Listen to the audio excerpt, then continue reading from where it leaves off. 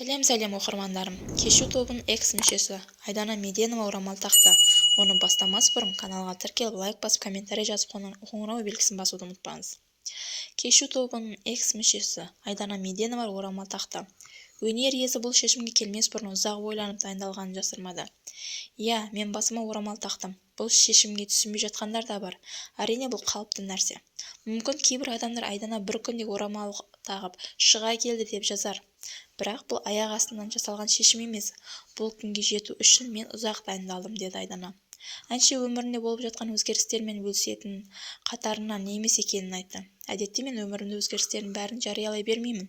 Мінезім сондай. Көбінесе нәтиже көрсетуге тырысамын. Мысалы, мен 4 жылдан бері 5 уақыт намаз оқитынын көпшілік біле бермейді. Басыма орамал таққан өзімнің идеалін сезінгендіктен емес, ол да 5 уақыт намаз секілді менің парызым. Мен Аллаға сенемін. Осы уақытқа дейін бұл қадамға бара алмауымның сан себебін тауып алатын. Бірақ қазір ол кедергілерден өттім. Ішкі қайшылықтардың бәрін жеңдім. Шындықтың есігін ашыла түскен кезде өзіме бұрынғыша көз жұма қарай алмадым, деп жазды Айдана. Желі қолданушыларының бірі әншінің бұл шешімін қолдайтынын айтса, енді бір өнер жұлдыздары неліктен тұмшаланып жатқанын түсінбейді ал.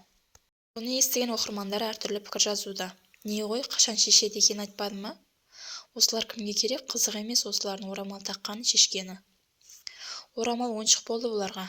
Орамалды киет, шешет, білгенін жасайды. Сол да жаңалық болды ма? Жұртқа жар салатындай. Дұрыс болған екен, парызымды орындап жатыр кесін. Қандай жарасымды, сізге жарасып қапты, керемет жарайсыз. Бұл орамал емес, бұл арабтың хиджабы. Орамал таққысы келсе Тамара, Асар, Қарақат Әбділла сияқты қазақтың орамалын байлап тағып жүрсін. Мына арабтың нәрсесі не керегі бар, деп жазды. Соңына дейін тыңдағаныңызға көп рахмет. Лайк басып, каналға тіркелуді ұмытпаңыз.